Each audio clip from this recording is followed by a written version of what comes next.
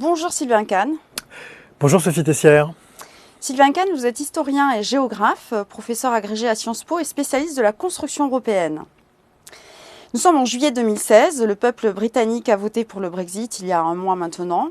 Voilà 2 ans que David Cameron, alors Premier ministre, avait annoncé cette consultation. Sylvain Kahn, pouvait-on prévoir que le livre l'emporterait ? Sans doute que des gens pouvaient le prévoir, mais personnellement, en ce qui me concerne, je ne le prévoyais pas. Ça fait même 2 ans que je disais à mes étudiants que ça n'arriverait pas, que le IN l'emporterait au référendum si ce référendum devait avoir lieu. Et je crois que ma position est assez représentative de la moyenne, voire de l'ensemble de celle de mes collègues dans le champ académique. Pourquoi pensions-nous cela ? En fait, il se trouve que le Royaume-Uni, depuis l'existence de la construction européenne, en fait, a une place à part. On a souvent dit que tout en étant dedans, le Royaume-Uni avait un pied dehors.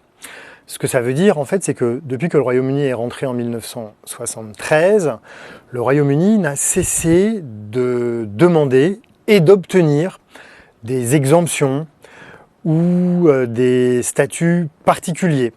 Pour ne prendre que les exemples les plus connus, le Royaume-Uni n'est pas dans l'euro. Alors vous allez me dire, il n'y a pas que le Royaume-Uni qui n'est pas dans l'euro, mais le Royaume-Uni est avec le Danemark le seul pays qui a obtenu de ne pas avoir comme perspective d'intégrer la monnaie unique. À part le Royaume-Uni et le Danemark, tous les autres pays, au moment où ils adhèrent à l'Union européenne, se sont engagés à un jour rejoindre la monnaie unique.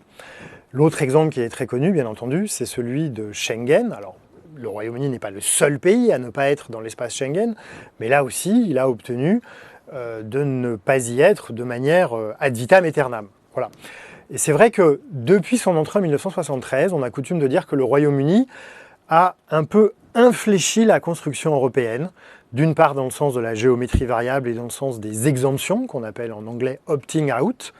Et c'est vrai que depuis le début des années 80, il y a comme ça un certain nombre de politiques publiques européennes qui se sont développées, dans lesquelles il n'y a pas toujours tous les pays. Et c'est un peu au Royaume-Uni qu'on le doit.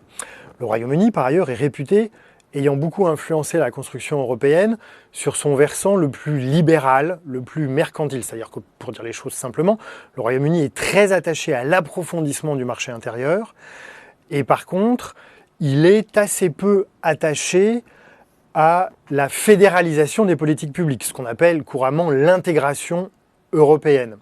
En revanche, le Royaume-Uni, et certains disent que l'un explique l'autre, a toujours été très favorable à l'élargissement. Parce que certains disent, plus on élargit, moins on va faire une union fédérale, intégrée. Donc, pour résumer les choses, on peut dire que le Royaume-Uni nous a habitués à considérer que l'Union européenne était d'abord un grand marché, et que l'Union européenne était une construction qui devait d'abord servir les intérêts du peuple britannique. Alors vous me direz, bien entendu, tous les pays membres de l'Union européenne poursuivent leurs intérêts en construisant un intérêt général européen. Mais on peut avoir l'impression que le Royaume-Uni avait surtout pour but la poursuite de ses intérêts nationaux et moins que les autres, l'intérêt général européen. Bref, pour toutes ces raisons, nous étions un certain nombre à nous dire, au moment où il va y avoir la campagne électorale, qui a donc commencé en janvier 2016 et qui s'est terminée en juin 2016, il va y avoir les syndicats de travailleurs, les syndicats patronaux, les représentants, disons, de la finance. Il faut savoir que, comme on dit, la City, le secteur de la finance, c'est quand même 10% du PIB britannique, c'est très important. Bref, un certain nombre de grands acteurs institutionnels, et notamment économiques, vont expliquer pourquoi il est de l'intérêt de tous que le Royaume-Uni reste dans l'UE. Et pour toutes ces raisons, parce qu'on ne cesse de dire, sans doute à tort, c'est un cliché, que les Britanniques seraient plus pragmatiques que les autres, on a donc cru, nous étions un grand nombre à penser que le oui, donc le in, l'emporterait. Et en fait, ce n'est pas ce qui s'est passé.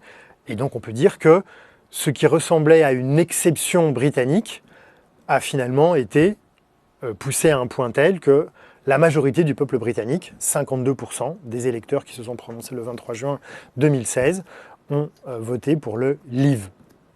Sylvain Kahn, merci beaucoup.